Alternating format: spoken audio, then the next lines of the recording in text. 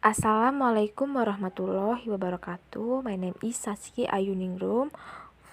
Here I will explain about organ of speech. Eye-stream mechanism. Organ of speech. Articularly phonetic.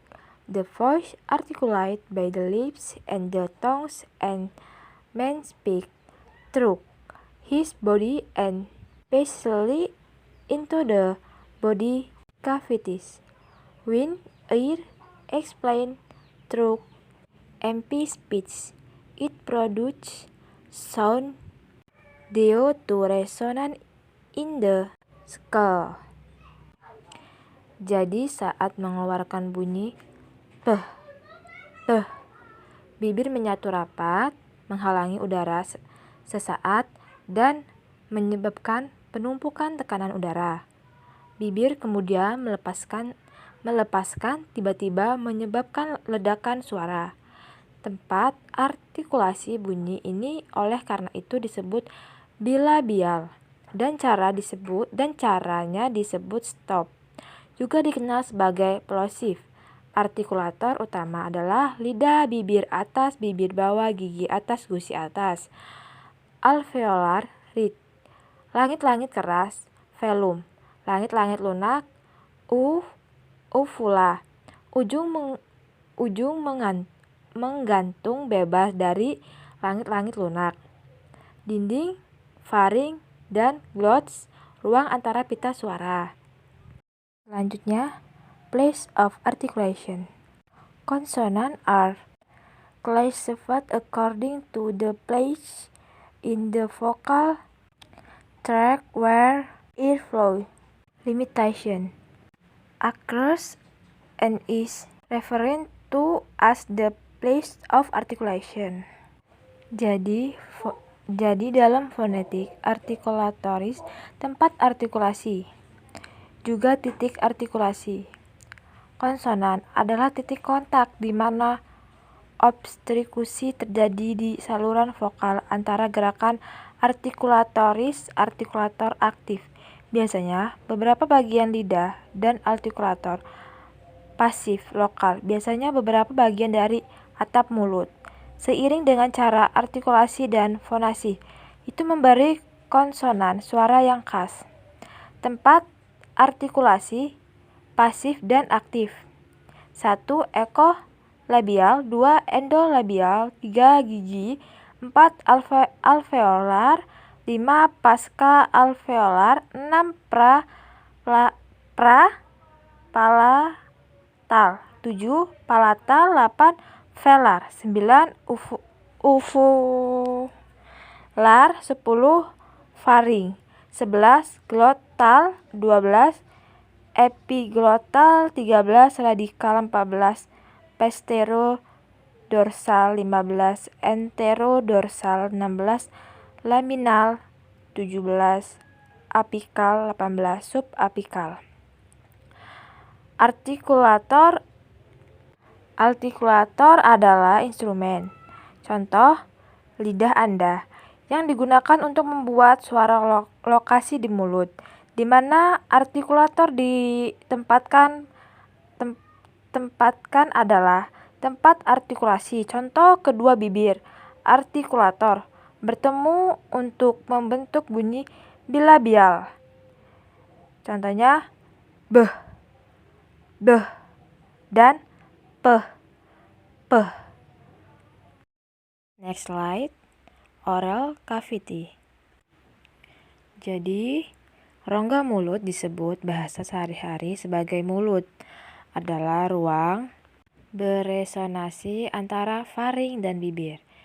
Ini adalah ruang beresonansi terakhir dari velum vokal.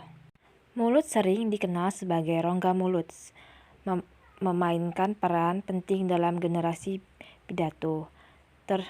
Terdengar, kita dapat membuat berbagai macam suara dengan mengubah bentuk mulut kita. Artikulator adalah banyak situs di rongga mulut yang dirujuk bibir atas, gigi atas permukaan mulut, dan dinding faring adalah artikulator atas bibir bawah dan artikulator bawah adalah artikulator bawah. 1. Bibir. Bibir adalah artikulator terluar yang biasa diartikulasikan satu sama lain untuk membentuk suara bilabial dan artikulasi lain. Ketika bibir bawah berartikulasi dengan gigi atas membentuk suara labiodental. Konsonan bilabial. 2. Gigi. Gigi adalah suara yang keluar pada saat bagian lidah yang berartikulasi dengan bagian atas. Bagian atas gigi, contoh kurus lalu. Kurus lalu. Penggunaan alveolar. Penggunaan alveolar adalah daerah kasar yang terletak tepat di belakang gigi atas. Tempatkan ujung lidah Anda ke bagian belakang gigi atas Anda dan perlahan-lahan tarik ke belakang. Meskipun beberapa orang tidak memiliki tonjolan alveolar antara gigi dan langit-langit atas mereka, Anda pasti akan merasakan suara yang dibuat di sini disebut sebagai alveolar. Yang keempat, lidah. Lidah adalah organ besar dan berotot yang berperan dalam hampir semua vokalisasi kita. Ujung lidah atau puncak adalah fitur yang paling menonjol. Suara apikal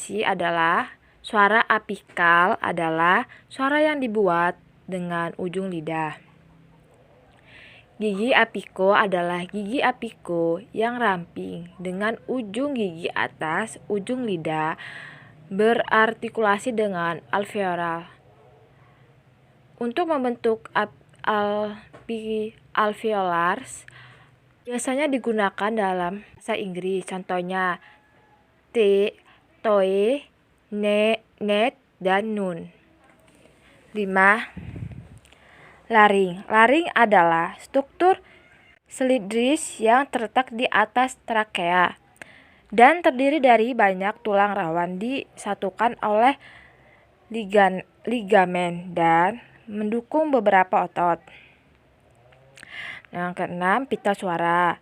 Pita suara juga dikenal sebagai pita suara atau buluh vokal, adalah lipatan jaringan di tenggorokan yang berperan penting dalam menghasilkan suara melalui vokalisasi pada manusia.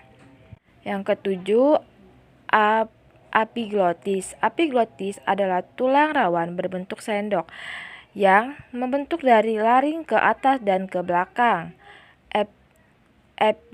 Epiglotis mirip dengan usus bentuk karena tidak ada yang tahu mengapa manusia memilikinya. Yang ke-8, faring. Faring tabung vertikal naik dari laring adalah nama teknis untuk tenggorokan Anda. Mungkin melihat bagian belakang tenggorokan atau dinding faring jika Anda melihat ke cermin. Turunkan lidah dan mengucap ah. Faring menghubungkan laring ke rongga mulut dan hidung, sebagian besar melalui sebuah tabung. 9. Langit-langit lunak. Langit-langit lunak bagian atap mulut yang tidak didukung di belakang. Ketika kamu geser lidah ke langit-langit keras ke arah belakang mulut Anda, teksturnya berubah menjadi lunak, di mana tulang berakhir. Daerah lunak ini dikenal sebagai langit-langit lunak. 10.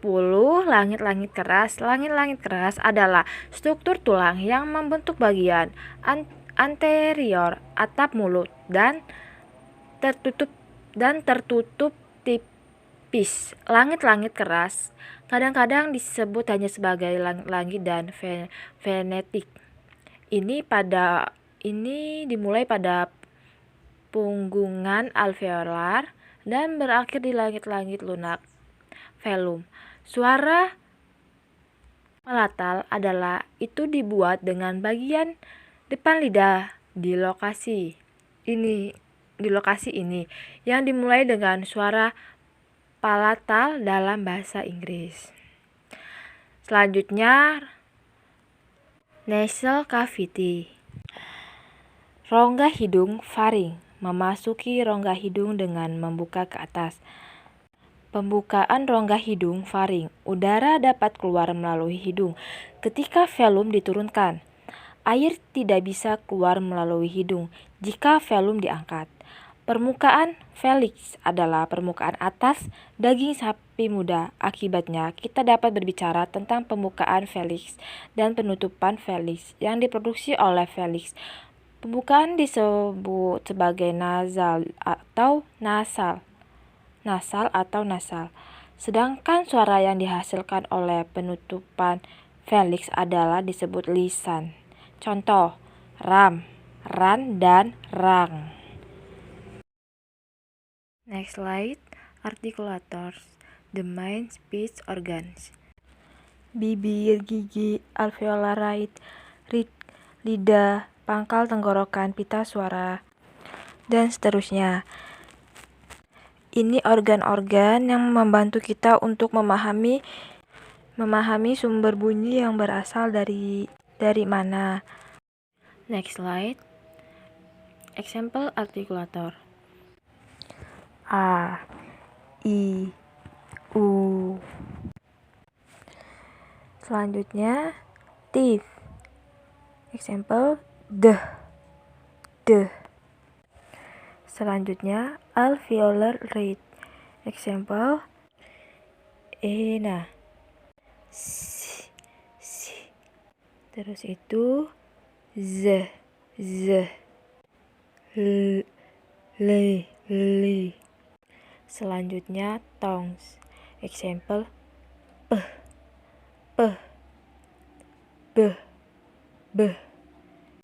Selanjutnya pita suara. Example h, p, t,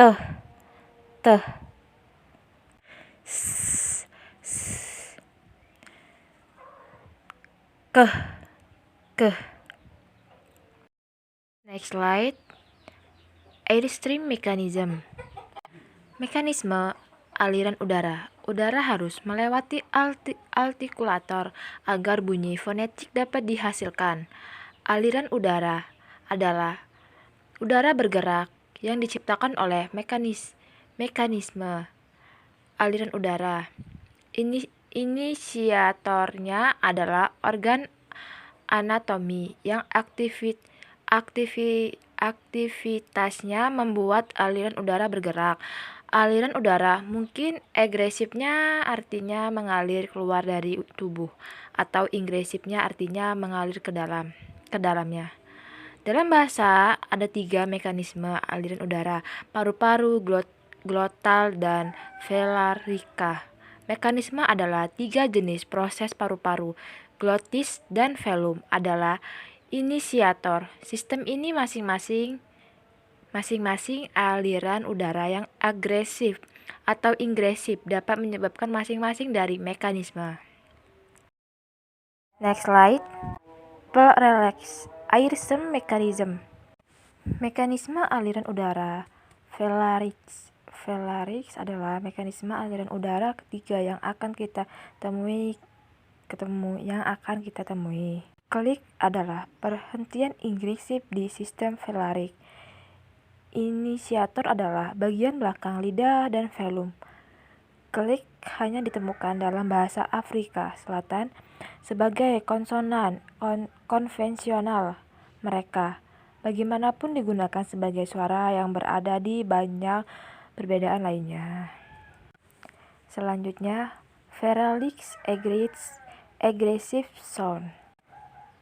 Suara agresif velarik banyak orang menggunakannya untuk menghilangkan rambut dari ujung hidung mereka, ujung lidah mereka.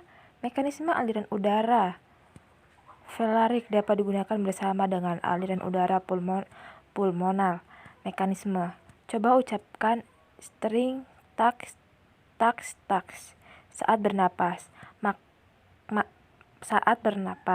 masuk dan keluar melalui hidung. Anda akan melihat bahwa kedua peristiwa tersebut benar-benar independen satu sama lain. Sekian yang dapat saya jelaskan dari materi Organ of Speech, Addison Mechanism. Jika ada salah kata atau penjelasan yang kurang, saya minta maaf. Wassalamualaikum warahmatullahi wabarakatuh.